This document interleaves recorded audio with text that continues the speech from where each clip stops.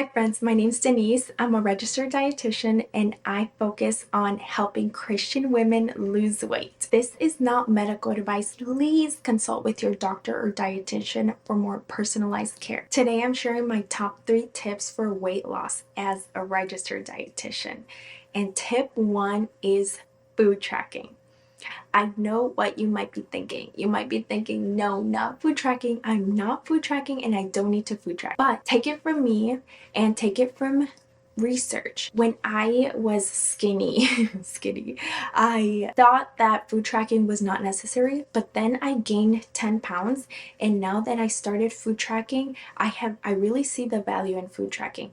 So I do want to encourage you to just try it. Just try it, and then that way you are able to see what nutrients you're overeating or the food that you're overeating. And then once you start tracking, you want to track your food and the drinks that you consume. And you want to measure these foods using a scale or measuring cups depending on the type of food. And then you want to use a food tracker that seems comfortable to you. There are so many out there. I use Chronometer, and I used Chronometer because we started using it in college, so that's what I got used to.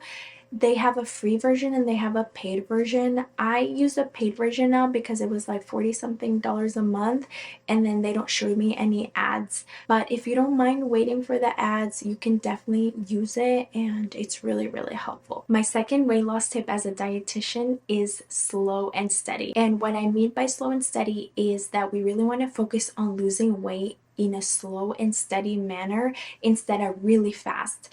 So for most people, it's recommended that they lose half a pound to 1 pound per week. And certain obese classes are recommended to lose 1 to 2 pounds per week.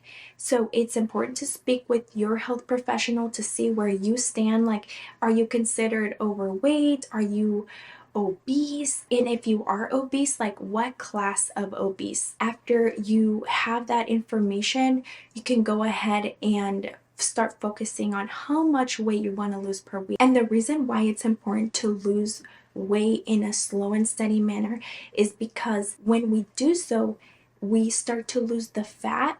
And if we lose weight really fast, like, you know how certain fad diets, even here on YouTube, there's people that are like, oh, I lost 40 pounds in 2 weeks. That is so fast, right? We lose weight really fast. That means that we're losing fat, but we're also losing essential protein tissues, and that will have a negative effect on our body, and we are more prone to gaining that weight back. That's why we always recommend that we lose weight in a slow and steady manner. It's just better for our overall weight loss journey, because of course weight loss journey, it's a lifestyle change. It's not just like, oh, I'm gonna lose 10 pounds and I'm gonna go back to doing what I was doing before I went on this journey, right? No, it's not that. It's I'm going on a lifestyle change right now. I am changing the way that I am living. I am becoming a new person, and that weight is gonna stay off, right? So it's better to go into that state with that mentality, slow and steady, and that way you know that you are completely changing your lifestyle, and this is not just like a little band-aid that you're putting on. This is not just a little like season that you're on. No, this is a lifestyle change. My third weight loss tip as a dietitian is stimulus control. Pay attention to the times that you buy either a sugary drink, you buy fast food, or the times that you overeat. And then I want you to ask yourself 2 questions. First, ask yourself, what triggered this emotion?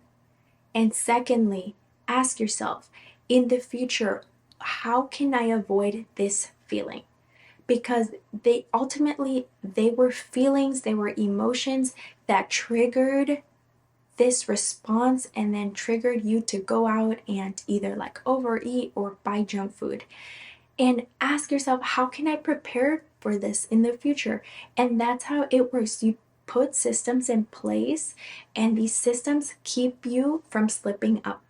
So for example, I had a really bad habit of when I got off work and I was hungry, I would go to In-N-Out because In-N-Out was like the only good thing that is open really late.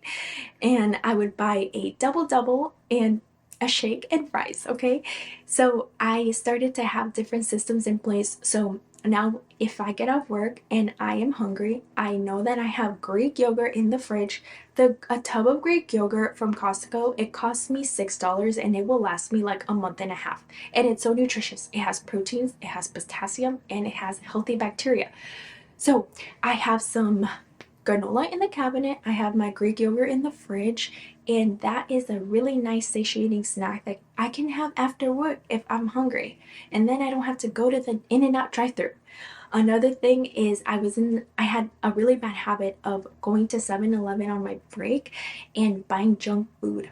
Or I would go to the unhealthy restaurants near my job that, they're the only thing that provide food really, really fast. So I would buy these snacks or I would buy that junk food, and then I decided, like, no, enough is enough. Now I carry some trail mix in my purse, or I will pack my food. I will plan ahead of time. I'll have a designated day that I go to the grocery store, and then after I get home from the grocery store, I will prepare a meal that will hold me up for the next few days. And then I just pack them up with me, bring them to work. It's just about putting systems in place that are gonna keep you from giving into those impulsive emotions. And it's so important to note that as the day goes on, our willpower decreases. So we wake up in the morning and we're like, yeah, I'm gonna conquer today. I'm gonna make healthy choices. I'm gonna track my food and so on, right? And then as the day goes on, you start to make so many decisions. You make so many decisions. And then towards the end of the day, you don't even want to make another decision. You're like, I'm just going to give in to my emotions, and I'm going to go buy some In-N-Out. Yep, I'm going to go ahead and do that. And then you do that every day.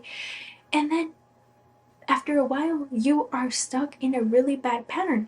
So it's just about like putting systems in place, because you have to realize that your willpower is going to diminish as the day goes on.